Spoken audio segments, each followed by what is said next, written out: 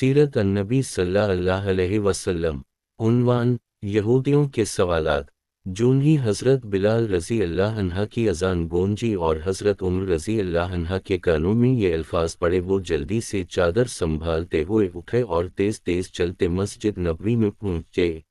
मस्जिद में पहुंचकर इन्हें हज़रत अब्दुल्लाह बिन ज़ैद रज़ी अल्लाह अन्हा के ख्वाब के बारे में मालूम हुआ तो इन्होंने अर्ज़ किया, ऐ अल्लाह के रसूल, इस ज़ात की कसम जिसने आपको हक देकर भेजा है, मैंने भी बिल्कुल यही ख्वाब देखा है।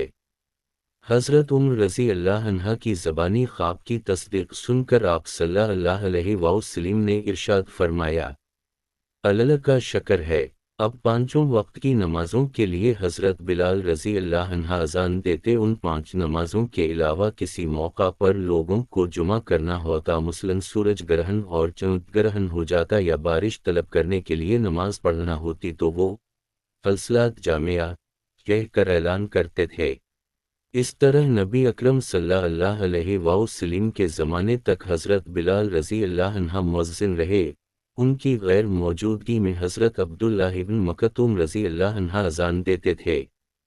हज़रत सल्लल्लाहु अलैहि वसल्लम के ज़ुहूर से पहले मदीना मुनव्वरा के यहूदी कबीला औस और कबीला खज़रज के लोगों से ये कहा करते थे, बहुत जल्द एक नबी ज़ाहिर होंगे, उनकी ऐसी ऐसी सिफ़ात होंगी, यानी हुज़ूर सल्लल्लाहु अलैहि वसल्लम की निशानियां बताया करते थे। हम उनके साथ मिलकर तुम लोगों को साबिका कौमों की तरह तहस नहस कर देंगे।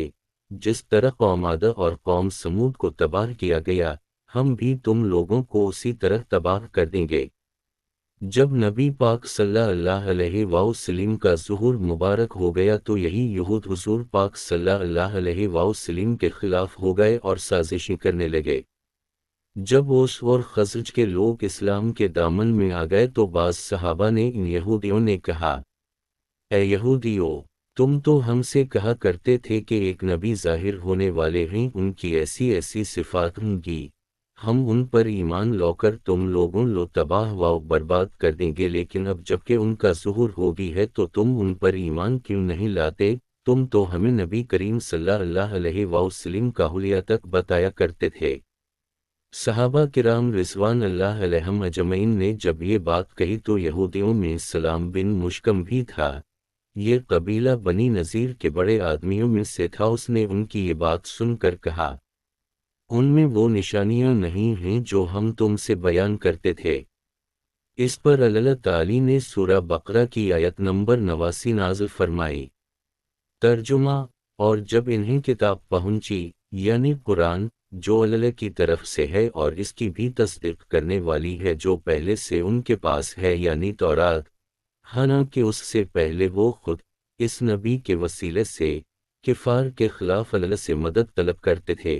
फिर वो चीज़ आ पहुंची जिसको वो खुद जानते पहचानते थे, यानी हुज़ूर सल्लल्लाहु अलैहि वसल्लम की नबुव्वत, तो इसका साफ इनकार कर बैठे। बस अल्लाह की मार हो ऐसे काफिरों पर।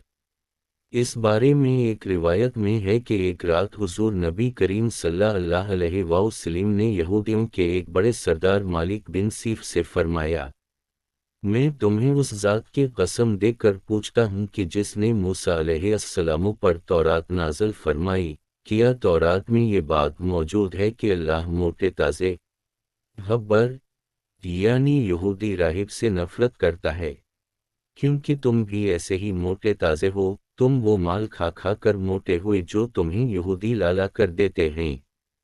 ये बात सुनकर मालिक बिन सीफ बिगड़ गया और बोल उठा, अल्लाह ने किसी भी इंसान पर कोई चीज़ नहीं उतारी। गोया इस तरह उसने खुद हज़रत मूसा अलैहिस्सलाम पर नाज़िल होने वाली किताब तौरात का भी इनकार कर दी।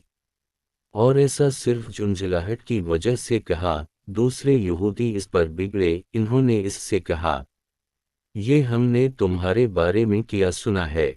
जवाब में उसने कहा, मोहम्मद ने मुझे गुस्सा दिलाया था, बस मैंने गुस्सा में ये बात कह दी। यहूदियों ने उसकी इस बात को मुआफ ना किया और उसे सरदारी से हटा दी। इसकी जगह कब बिन अशरफ को अपना सरदार मुकर्रर किया। अब यहूदियों ने हुजूर अकरम सल्लल्लाहु अलैहि वसल्लम को तंग करना शुरू कर दी। ایسے سوالات پوچھنے کی کوشش کرنے لگے جن کے جوابات ان کے خیال میں آپ صلی اللہ علیہ وسلم نہ دے سکیں گے۔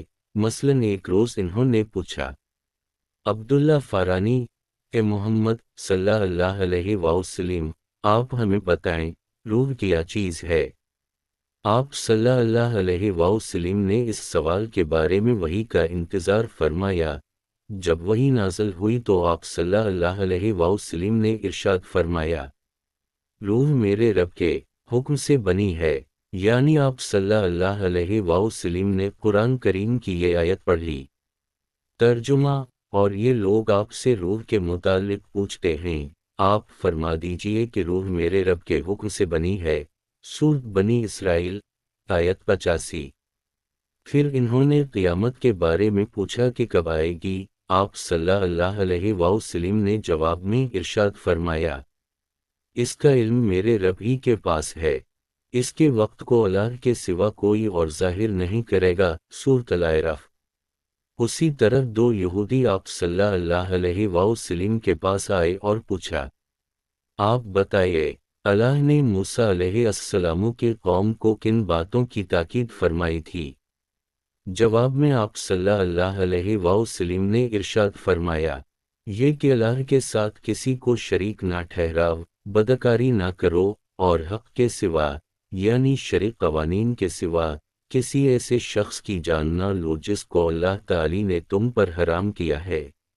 چوری مت کرو، سحر اور جادو ٹونا کر کے کسی کو نقصان نہ پہنچاؤ، کسی بادشاہ اور حاکم کے پاس کسی کی چغل خوری نہ کرو، سود کا مال نہ کھاؤ، گھروں میں بیٹھنے والی پاک دامن عورتوں پر بہتان نہ باندھو، اور اے یہودیو، تم پر خاص طور پر یہ بات لازم ہے کہ ہفتے کے دن کسی پر زیادتی نہ کرو، اس لیے کہ یہ یہودیوں کا متبرک دن ہے۔